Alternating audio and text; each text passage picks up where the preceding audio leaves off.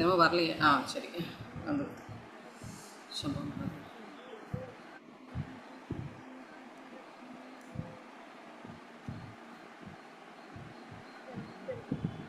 Volume ரொம்ப கம்மியாக வர மாதிரி இருக்கு. வால்யூம் இல்லை. நீத்தல் விண்ணப்பம் 35வது பாடல். பாடல் பார்த்துட்டோம். 36வது பாடல் இன்னைக்கு பார்க்கணும். 35 பார்த்தாச்சா? பார்த்தாச்சு.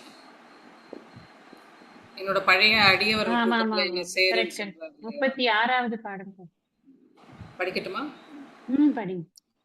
பொதும்பு உருத்தி போல புகைத்து எரிய புலன் தீக்கதுவ வெதுப்புருவேனை விடுதி கண்டாய் விரையார் நரவம் ததும்பும் மந்தாரத்தில் தாரம் பயின்று மந்தம் முரல் வண்டு அதும்பும் கொழும் தேன் அவிர் ஜடை வானத்து அடல் அரைசே.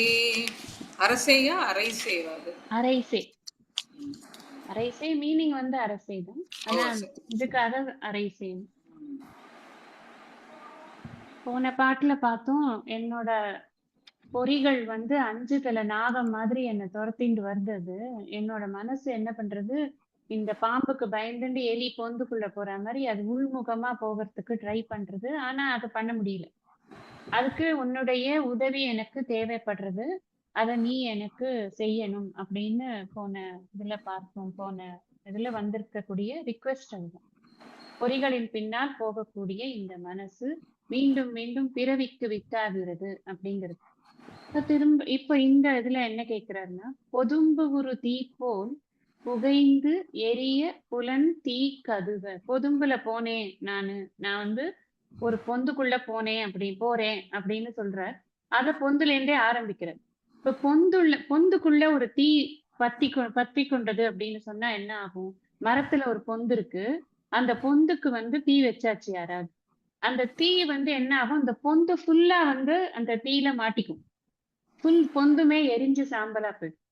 அந்த மாதிரி என்னுடைய மனசு என்ன ஆகுதுன்னா, நான் என்னதான் வந்து வெளியில இருந்து வித்ட்ரா பண்ணணும்னு நினைச்சு ஒரு பொந்துக்குள்ள போகணும்னு நினைச்சாலும், என்னோட இந்த 5 பொறிகள் இருக்கு இல்லையா, இந்த 5 என்ன ஒரு தீ மாதிரி வந்து என்ன பிடிச்சுக்கிறது.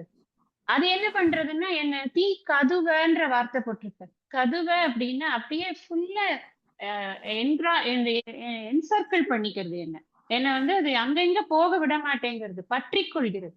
அப்படி என்ன தீ வந்து பற்றி கொள்ளும் பொழுது நான் என்ன பண்ணுவேன் அப்படின்னா, புகைந்து எரிய ஒரு பொதும்பு ஒரு தீ போல் புகைந்து எரிய புலன் தீ கதுவ. புலன்களாகிய தீ வந்து என்னை முழுவதுமாக, என் மனதை முழுவதுமாக பற்றி கொள்ளும் பொழுது வெதும்புறுவேன். வெதும்புறதுன்னா தவிக்கிறது. அதுல வெளியில வர முடியாம நான் தவிக்கிறேன். இதை நம்ம இமேஜின் பண்ணி பார்க்கணும். எப்படி வந்து தீயில மாட்டின்ட்டோம்னா வெளியில வர முடியாம நம்ம வந்து தவிப்போம் இல்லையா, அந்த மாதிரி இந்த மனசு வந்து இந்த உலக விஷயங்கள்ங்கிற தீயில வந்து இந்த இந்திரியங்கள் ஈடுபடும் போது மாட்டிக்கொண்டு வெளியில வர முடியாம தவிக்கிறது.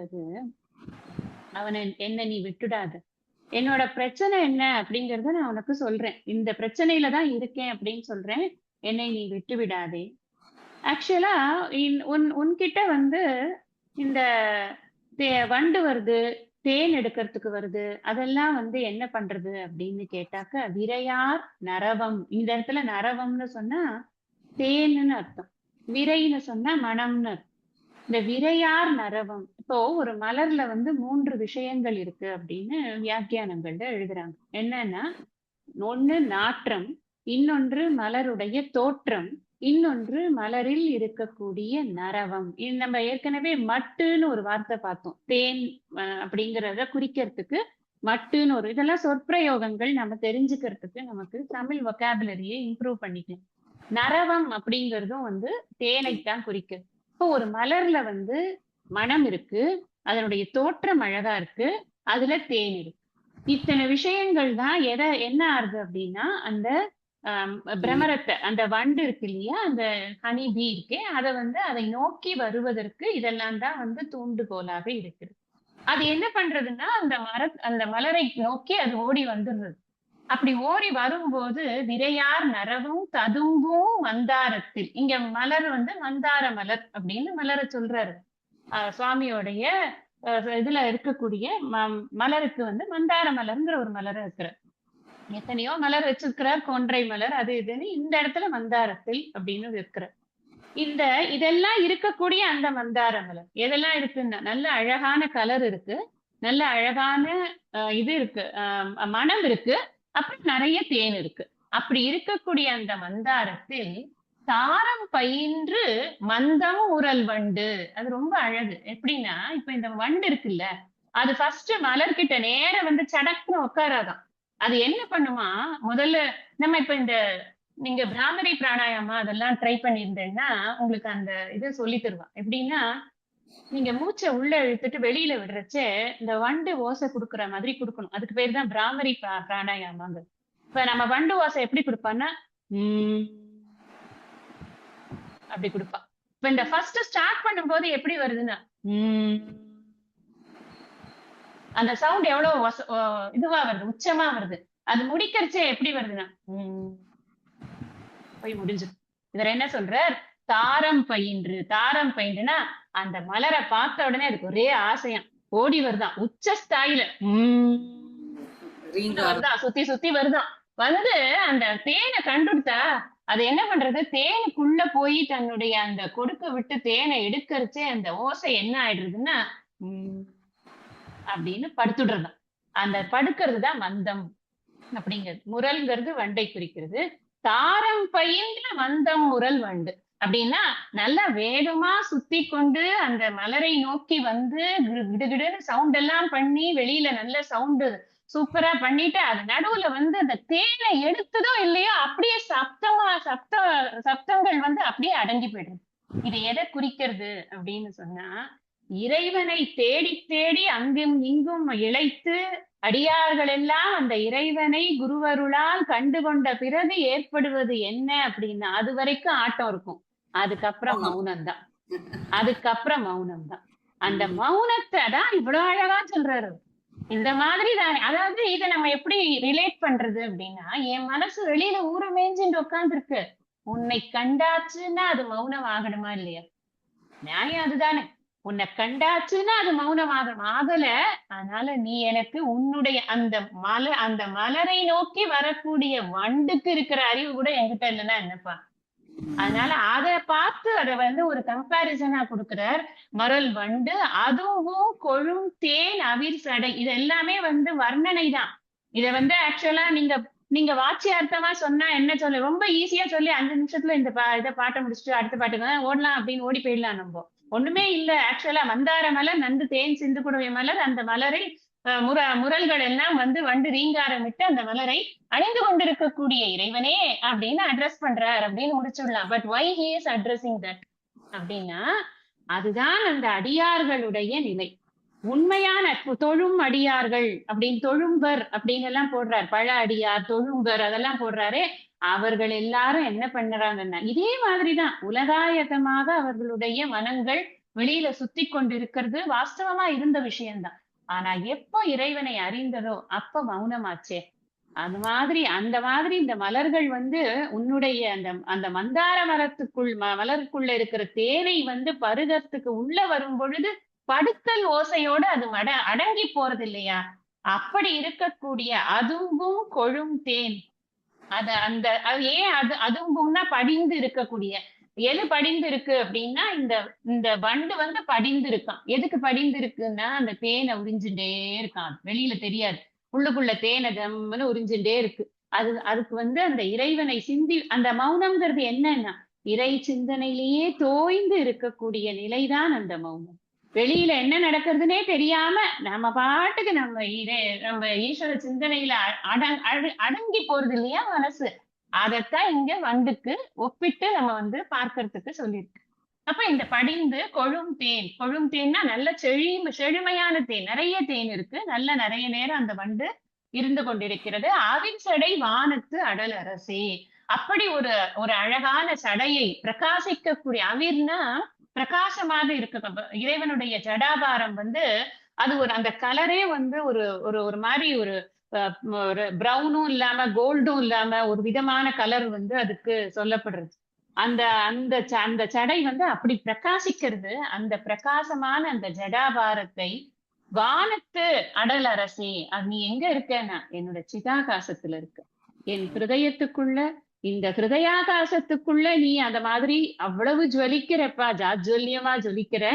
என் மனசு என்ன பண்றதுன்னா, இந்த தீயனா அந்த புலன்கள் தீ மாதிரி வந்து அந்த மனசு வந்து எரிக்க வருதே, இந்த முரல்கள் மாதிரி உன்னுடைய அந்த அந்த திருவடியில அது நான் சுத்தி சுத்தி வரக்கூடாதா? அதுதானே நான் உனக்கு கேக்குறது. இங்க ரிக்வெஸ்ட் என்ன அப்படின்னா, இந்த மனசு இந்த தீக்கு இரையாகாமல், பொறிகள் என்ற தீக்கு இரையாகாமல், உன்னுடைய அருள்மழையினால் நீ எனக்கு அந்த தீயை அணைச்சு எனக்கு உன்னிடம் என்னை சேர்த்து கொள்ள வேண்டும் அப்படிங்கிறது தான் இங்க. அதான் இன்னொரு ஒரு விஷயம் என்னன்னா, அதுல வியாக்கியானக்காரர்கள் ரொம்ப ஆசையா சொல்ற ஒரு விஷயம், காட்டுல ஒரு பொந்துல தீ ஏற்பட்டதுன்னா யாராலையும் தண்ணி விட்டு அணைக்க முடியாது. அதை எப்படி அணைக்கிறதுன்னா மழையினாலதான் அணைக்க முடியும். அந்த மாதிரி இந்த இந்த மனசுக்கு இந்த புலன்களால ஒரு பிரச்சனை ஏற்பட்டதுன்னா அதை யாராலையும் வந்து அணைக்க முடியாது. அருள் மழையினால மட்டும்தான் அணைக்க முடியும். அதனால நீதான் வந்து எனக்கு அந்த உதவியை செஞ்சாகணும் அப்படின்னு கேக்குற. அடுத்தது அரைசே அறியா சிறியேன் பிழைக்கு அஞ்சல் எனின் அல்லால் விரை சேர் முடியாய் விடுதி கண்டாய் வெள்நகை கரும் கண் திரை சேர் மடந்தை மணந்த திருப்பொன்பதம் புயங்கா வரை சேர்ந்து அடர்ந்து என்ன வல்வினைதான் வந்து அடர்வனவே. இன்னொரு எக்ஸாம்பிள் சொல்றேன். ஏன்னா போன இதுல வந்து தீயினால பாதிக்கப்பட்ட மனம். வேற ஒரு எக்ஸாம்பிள் இங்க கையாள்ற. அரைசேனா அரசே, எனக்கு தலைவனாக இருப்பவனே, அறியா சிறியேன் பிழைத்து அஞ்சல் எண்ணின். நான் வந்து தெரியலப்பா, எனக்கு அறியாமையில உழன்று கொண்டிருக்கிறேன். என்னை வந்து நீ ரொம்ப அப்படியே பெரிய ஆளுன்னு நினைச்சுக்காத. அவ்வளவுதான், ஒன்னும் தெரியல, விஷயம் தெரியல எனக்கு. இந்த உலக விஷயம்தான் பெருசா தெரியறது. உன்கிட்ட சரணடைஞ்சு இருக்கணும் அப்படின்னு மனசை வந்து பக்குவப்படுத்தி உங்ககிட்ட வைக்கணுங்கிற அளவுக்கெல்லாம் விஷயம் தெரியல. ரொம்ப சாதாரணப்பட்ட ஆளுதான். அப்படி ஒரு சிறியேனாக இருக்கக்கூடிய இந்த பிழை பண்றேன், நிறைய பிழை பண்றேன். இந்த பிழைகளுக்கெல்லாம் அஞ்சேல் அப்படின்னு ஒரு அபயம் கூட. நீ வந்து கவலைப்படாத, நான் பாத்துக்கிறேன் வா, நீ என்ன பண்ணாலும் நான் பாத்துக்கிறேன் வா அப்படின்னு ஒரு அபயம் கூட. எனக்கு அஞ்சேல் என்று எண்ணி நல்லால் அப்படி நீ பண்ணினியானாக்க நல்லா இருக்கும். விரை சேர் முடியாய். திருப்பி இங்க விரை அப்படின்னு சொன்னா மனம்தான். முடி வந்து அவ்வளவு மலர்களாம், பகவானுக்கு வந்து அவ்வளவு மலர்கள் சூட்டி இருக்கு அந்த அழகான ஜடாபாரத்துல. விரை சேர் முடியாய், அப்படி ஒரு அழகான மலர்கள் சூட்டி இருக்கக்கூடிய இந்த முடியை வைத்துக் கொண்டு இருக்கக்கூடிய அரசனே, நீ எனக்கு அஞ்சேல்னு ஒரு அபயம் கொடுக்க மாட்டியா? என்னை விட்டுடாதேப்பா, விடுதி கண்டாய். நீ நீ யாரோட இருக்க அப்படின்னா, நீ யாரோட இருக்க தெரியுமா? வெள்நகை கரும் கண் திரை சேர் மடந்தை. அவ கண்ணு வந்து அப்படியே, நீ எப்படி இருக்கன்னா முதல்ல வெள்நகை சாரி, அவங்களுக்கு பல்லு வந்து வெள்நகையா இருக்கு. வெள்நகைனா முத்து போன்ற பற்களாக இருக்கிறது, ரொம்ப அழகாக. அத கண் எப்படி இருக்குன்னா அதுக்கு கான்ட்ராஸ்டா கருப்பா இருக்கும். அவ கண்ணு வந்து கான்ட்ராஸ்டா கருப்பா இருக்கும். இந்த பல்லு வந்து வெள்ளையா இருக்கு, கண்ணு கருப்பா இருக்கு. இந்த கண்ணுக்கு எது உதாரணமா சொல்றேன்னா திரைக்கடல் மாதிரி. திரைக்கடல்ங்கிறது என்ன, நல்ல கருப்பா தூரக்கேன்னு பார்த்தா அந்த கரு நீலம் கருப்பா தெரியும்.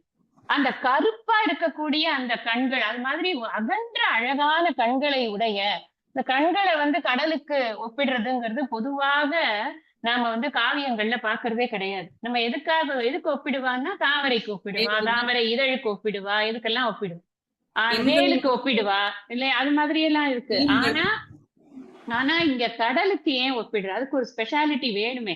ஏன்னா அம்பாளுக்கு கருணை வந்து கடல் அளவு இருக்கான். அதனால அவளுக்கு வந்து கடல் மாதிரி கண்ணு இருக்கேன். அவளோட அல்லவா நீ இருந்து கொண்டிருக்கிறாய். திரைசேர் மடந்தை மணந்த உன்னுடைய உடம்பு எப்படி இருக்கு அப்படின்னா, அவளுடைய பற்கள் வெள்ளையா இருக்கு, கண்ணு கருப்பா இருக்கு, கடல் போன்று அகன்று இருக்கு, எல்லாம் இருக்கட்டும். நீ எப்படி இருக்க? பொன் மாதிரி இருக்கு உன் பாதம். பாதம் பொன்னா இருந்தா மேனியும் பொன்னாத்தானே இருக்கும். பொன்னார் மேனியனாக இருக்கிறாய் அப்படின்னு சுவாமியினுடைய நிறத்தை வந்து அந்த தகதகதகன்னு இருக்கக்கூடிய அந்த பொன் நிறமா இருக்கிற இதெல்லாமே அவருக்கு உள்ள கிடைக்கக்கூடிய காட்சிகள், அவருடைய பர்சனல் காட்சிகள். அதனாலதான் அது அவரை வந்து ஒரு மாதிரி சொல்றதுக்கு காரணம் அதுதான். ஒரு ஒரு ஒவ்வொரு ஒவ்வொரு நேரத்துல அவர் கிடைக்கிற காட்சிகளை அழகாக அவர் காட்சிப்படுத்துறார் நமக்கு. திருப்பொன் பாதம் புயங்கா, புயங்கான்னா புஜங்கன், புஜங்கன்னா பாம்பை அணிகலனாக அணிந்தவன் அப்படி, பன்னக பூஷணன், பாம்பை அணிகலனாக அணிந்தவன். எனக்கு இப்ப என்ன பிரச்சனைன்னு சொல்றேன். இதெல்லாம் நான் உயர்த்தி சொல்லிட்டேன். முதல்ல ஆரம்பத்துல உங்ககிட்ட ஒரு ரிக்வெஸ்டும் கேட்டுட்டேன். இப்பதான் பிரச்சனைக்கே வரேன் நானு. விரை சேர்ந்து அடர்ந்து என்ன வல்வினை தான் அடர்வனவே. என்னுடைய வலிமையான வினைகள் இருக்குல்ல, இந்த வினைகள் நல்வினைகளும் இருக்கு, தீவினைகளும் இருக்கு. தீவினைகள் தாக்கும் அப்படிங்கிறது எல்லாருக்குமே பொதுவா தெரிஞ்ச விஷயம்தான்.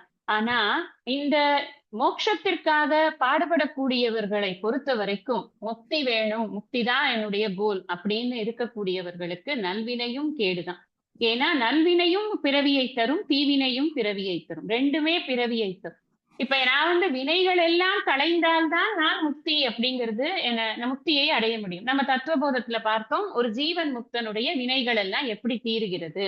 பிராரப்த கர்மா எப்படி போறது, சஞ்சித கர்மா ஞானத்தினால போறது, ஆகாமி கர்மா வாழ்த்துபவர்களும் தூற்றுபவர்களும் எடுத்துக்கொண்டு போகிறார்கள், பிராரப்த கர்மத்தை மட்டும் அனுபவித்துத்தான் தீர்க்க வேண்டும். இப்படிங்கிற அந்த வினைகளினுடைய பாகுபாடு எப்படி போகிறதுங்கிறத நம்ம தத்துவபோதத்துல படிச்சிருக்கோம்.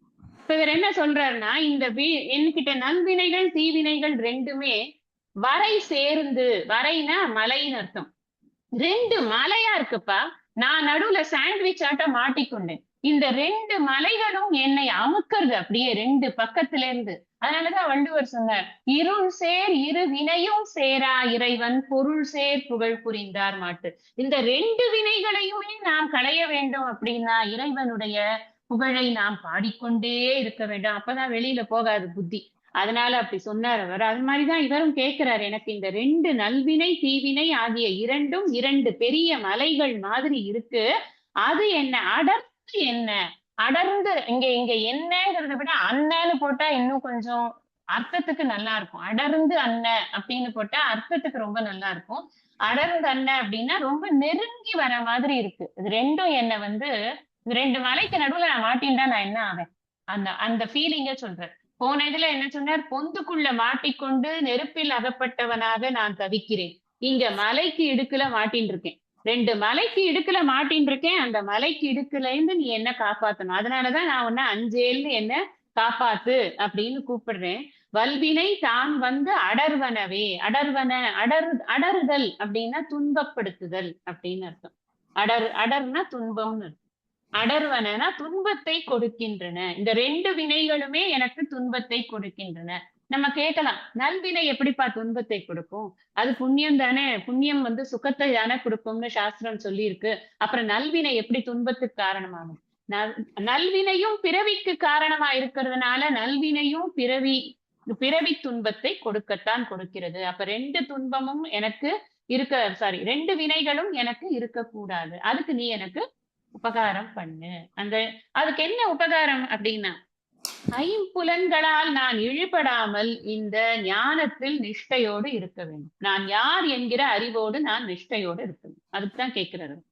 கர்மம் நசிக்க வேண்டும் அப்படிங்கிற. அடுத்தது அடற்புலனால் வின் பிரிந்து அஞ்சி அம்சொல் நல்லார் அவர் தம் விடலேனை விடுதி கண்டாய் விரிந்தே எரியும் சுடரணையாய் சுடுகாட்டு அரசே தொழும்பர்க்கு அமுதே தொடர்பு அறியாய் தமியேன் தனி நீக்கும் தனித்துணையே. முதல்ல அங்க அடர்வனவே முடிச்சார், இங்கேயும் அடர் புனலால். அடர்னா நான் சொன்னேன் துன்பம் தருவது அப்படின்னு. அடர் புலனால், புனலால் சொல்லிட்டேன், சாரி. அடற்புலனால், புலன்கள் எப்பவுமே துன்பத்தை தரக்கூடியதாகத்தான் இருக்கு. அதுதான் ஆரம்பத்துல இருந்து அவர் சொல்லிக்கொண்டே இருக்க, இந்திரியங்கள் நமக்கு துன்பத்திற்கான ஹேதுதான் எப்பவுமே. அடற்புலனால் நின் பிரிந்து அஞ்சி, உன்னை நான் என்ன பண்றேன் அப்படின்னா உன்னை விட்டுடுறேன். இந்த புலன்கள், துன்பத்தை தரக்கூடிய புலன்கள் என்னை விஷயங்களை நோக்கி, உலகத்தை நோக்கி, இன்பங்களை நோக்கி, சிற்றின்பத்தில் என்னை ஈடுபடுத்துகிறது.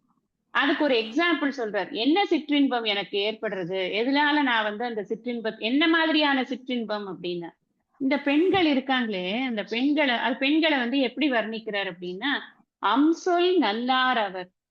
உன்னை விட்டு பிரிஞ்சுட்டேன், அம்சொல் நல்லார் அவர். அம்சொல்னா ரொம்ப அழகா பேசி நல்லா அப்படி ஜாலியா ஜாலக் பண்றதுன்னு சொல்லுவாள்ல அந்த காலத்துல. ஜாலக் பண்ணி மயக்குறாங்க அப்படின்னு சொல்லுவோம். அந்த மாதிரி இருக்கக்கூடிய அந்த அழகான பேசக்கூடிய மயக்கக்கூடிய மாதர்கள். பொதுவா மாதர்கள்னு சொல்றது எனக்கு விருப்பமே கிடையாது.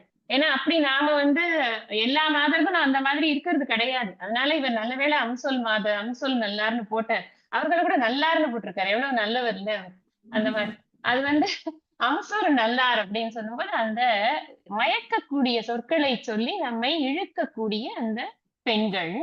விடர்னா காடுன்னு அர்த்தம். அந்த மாதிரி ஒரு காட்டுக்குள்ள மாட்டின்னு இருக்கேன். எத்தனை உதாரணம் பாருங்க. ஒண்ணு வந்து பொந்துல மாட்டின்னு இருக்கேங்கிற, அப்புறம் வந்து மலைக்குள்ள மாட்டின்ட்டேன், மலைக்கு இடுக்குல மாட்டின்ட்டேன், இப்ப காட்டுக்குள்ள மாட்டின்ட்டேன்.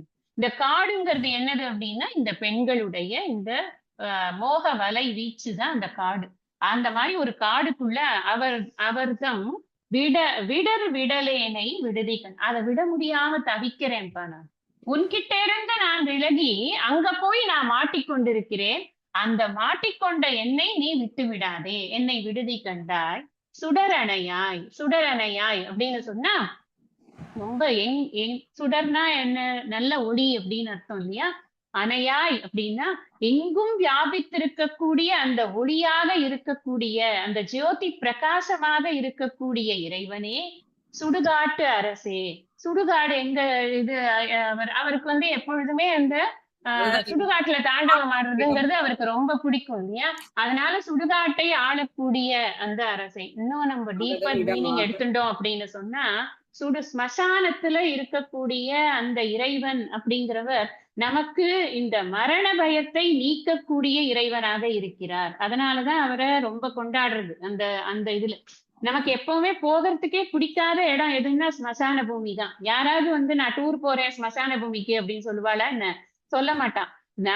நம்ம வேணும்னே போகணும்னா கூட அதுவே கூட வந்து ஒரு ஒரு வருத்தத்தோட மனசுல கிளேசத்தோட கஷ்டத்தோட அப்படித்தானே எல்லாரும் காரியங்கள் சடங்குகள் பண்றதுக்கே போறா இல்லையா. இப்ப இருக்கிற காலத்தை விட்டுருங்க. இப்ப நம்ம வந்து சமீப காலங்கள்ல அதுவே வந்து எல்லா மீடியாலாம் வந்து அங்க கடைசி ரைட்ஸ் வரைக்கும் எல்லாத்தையும் காண்பிச்சு அசிங்கப்படுத்திட்டு உட்காந்துருக்காங்க. இப்ப இருக்கிற காலங்கள் வேற. பொதுவான ஸ்மசான பூமி என்பது விரும்பக்கூடிய பூமி இல்ல. ஆனா அங்க இவர் வந்து அதுக்கு அரசனா இருக்கார், அவரை நான் கொண்டாடுறேன் அப்படின்னா என்ன அர்த்தம்? அந்த ஸ்மசான பூமியில இருக்கிற முக்கியமான எதிரி யாரு அப்படின்னா பயம். எதை நோக்கிய பயம்னா மரணத்தை நோக்கிய பயம். அந்த மரண பயத்தை அழிக்கக்கூடிய அரசனாக நீ அங்க ஆட்டம் ஆடிக்கொண்டிருக்கிறாய். உன்னை நினைச்சான்னா எனக்கு ஸ்மசான பூமியை பத்தின கவலையே வராதுப்பா. அதுதான் எனக்கு அதனாலதான் நான் உன்னை வந்து சுடுகாட்டு அரசே அப்படின்னு சொல்றேன். தொழும்பர்க்கு அமுதே. தொழும்பர்க்கு அமுது. தன்னை தனக்கு அடியார்களாக இருக்கக்கூடியவனுக்கு எல்லா விதமான நன்மைகளையும் செய்யக்கூடிய அந்த அழியாத பெருநிலையை தரக்கூடியவர் அப்படின்னு அர்த்தம். அமுது அப்படின்னாலே அழியாத பெருநிலையை தரக்கூடியவர். தொடர்பு அறியாய். அவ்வளவு ஈஸி கிடையாது. உன்னை வந்து உன்னை புரிஞ்சுக்கிறது இருக்குல்ல. தொடர்பு அப்படின்னு தொடர்பு கொள்வது, உன்னை உண்மையிலேயே தொடர்பு கொண்டு உனக்கு அடியாராக இருப்பது யோகத்துல இருக்கிறவனுக்கு முடியும், போகத்துல இருக்கிறவனுக்கு முடியாது. நான் இந்த உலகப்பற்றோடு இருந்தேன் அப்படின்னா உன்னை என்னால புரிஞ்சுக்கவே முடியாது. நான் படிக்கலாம், நான் எவ்வளவோ ஸ்லோகம் படிக்கலாம், எவ்வளவோ இது ரிசிட்டேஷன் எல்லாம் நிறைய பண்ணலாம். ஆனா மைண்ட் வந்து இதுல செலுத்தல அப்படின்னு சொன்னா அதனால பிரயோஜனமே இருக்காது. அதனால யோகம் அப்படிங்கிறது என்ன? இணைப்பு. யோகம் அப்படிங்கிறது இறைவனையும் நான் என் மனதையும் இணைக்கக்கூடிய அந்த தன்மை. அப்படி நான் வந்து இணைந்து அந்த இதை செஞ்சேன் அப்படின்னு சொன்ன மன ஒருமுகப்பாடோடு இருக்கக்கூடியவனுக்கு இறைவனின் தொடர்பு எளிதில் கிடைக்கும். மன ஒருமுகப்பாடு இல்லாதவனுக்கு அறியாய், தொடர்பு அறியாய். தமியேன் தனி நீக்கும் தனித்துணையே. தமியேன்னு சொன்னா தன்னை தாழ்த்தி கொள்கிறார். நான் கதி இல்லாம ரொம்ப அல்பனா இருந்துட்டு இருக்கேன், நான் சிறியேன்னு முன்னாடி சொன்னா இப்ப தமியேன்னு சொல்ற.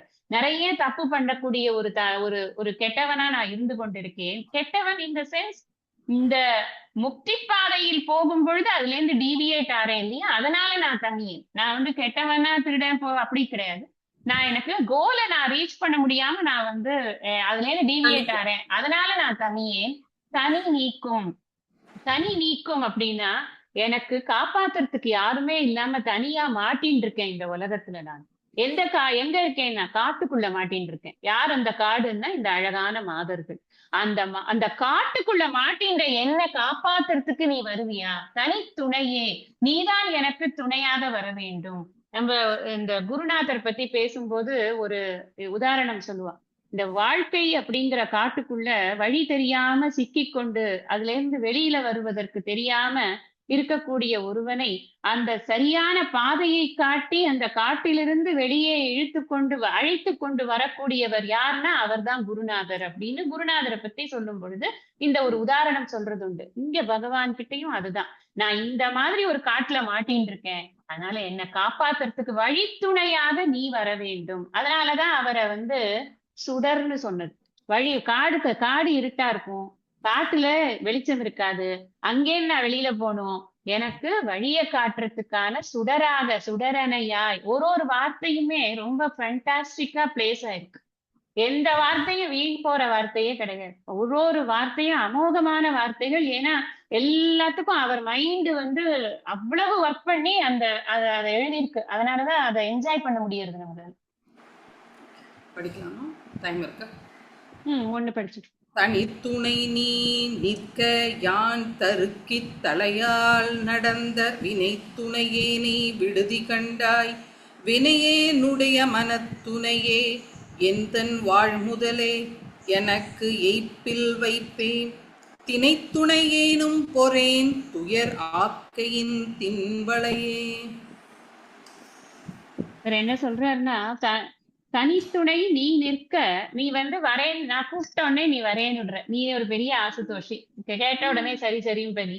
அதனால நீ வரேங்கிற. தனித்துணை நீ நிற்க, நீ இருந்து கொண்டுதான் இருக்கிற. இங்க புரிஞ்சுக்கணும், தனித்துணையாக நீ எனக்கு, நீதான் எனக்கு தனித்துணை அப்படின்னு டிக்ளரேஷன் அங்க வந்தது. இங்க தனித்துணைங்கிறது எங்கிருந்தோ வரப்போறது இல்ல, எப்போதும் இருந்து கொண்டிருக்கிறது.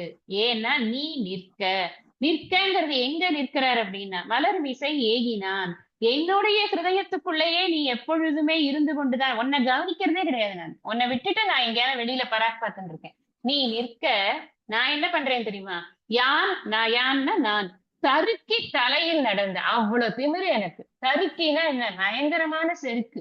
என்னை யார் என்ன பண்ண முடியும்? எனக்கு எல்லாம் அவன் பாத்துக்குவான். அந்த முன்னாடி சொன்னார்ல, நான் பண்ற எல்லாத்தையும் பண்ணிவிடுவேன், கண்டதெல்லாம் பண்ணுவேன், அப்புறம் நீதான் அதை நடத்துறேன்னு சொல்லி உன் மேல தூக்கி பழிய போட்டு விட்டுருவேன். அந்த மாதிரி நான் ஒரு திமிருல நான் என்ன பண்றேன், இந்த இந்திரியங்களுடைய மதப்பு இருக்குல்ல, அது கொஞ்சம் மதத்து போச்சுன்னா என்ன பண்றோம்னு நமக்கே தெரியாது. யாரா இருந்தாலும் எப்பேர் ஆணைக்கும் அடிசருக்கும் அப்படின்ற வார்த்தை எதுக்கு சொல்றாங்க? எவ்வளவு பெரிய ஆளா இருந்தாலும் அந்த பணிவுங்கிறது ஒரு இந்திரியங்களை தன் கட்டுப்பாட்டில் வைக்காதவனுக்கு அது போயிடும். அப்ப என்ன பண்றான்னா, தருக்கி நான் தலையால் நடந்த, சாதாரணமா கூட நடக்கலப்பா, தலைகீழ நடக்கிறேன். நான் இவன் பண்றேன், எல்லா தானையும் பண்ணிட்டு இருக்கேன், என்னை விட்டா ஆள் இல்லைன்ற மாதிரி நான் திமிர்ல இருக்கேன். வினைத்துணையேனை விடுதிக்க. நீ தனித்துணையாக இருக்கும் பொழுது நான் எதை துணையா எடுத்துட்டேன் தெரியுமா? வினையை துணையாக எடுத்துக்கொள். என்ன வினை வேண்டாம் போகணுங்கிறதுக்காகத்தான் நான் உன்கிட்ட சேர்றேன். நீயோ என்கிட்டதான் இருக்க, ஆனா நான் உன்னை கவனிக்கல. நான் என்ன பண்றேன்னா, வினையை மறுபடியும் நான் துணையாக எடுத்துக்கொண்டு என் செயல்கள், என்னுடைய மனம் போன போக்கில் நான் போய்கொண்டு, அதுவும் நான் ஒரு தர்மமாவே போறது இல்லை. நான் தலைகீழ நடக்கிறேன்னா என்ன அர்த்தம்? தர்மத்தை மீறி நான் போய்கொண்டிருக்கிறேன். விடுதி கண்டாய், என்னை விட்டுடாத, என்ன நீ கை விட்டுடாது. வினையேனுடைய மனத்துணையே நீ எங்க இருக்க? நான் இப்பதான் சொன்னேன், மலர்மிசை ஏகினான். அவரே டிக்ளேர் பண்றார், வேற எங்கேயும் இல்ல, என் மனசுலதான் இருக்க. என் மனசுக்கு துணையாக இருக்கக்கூடியவனே.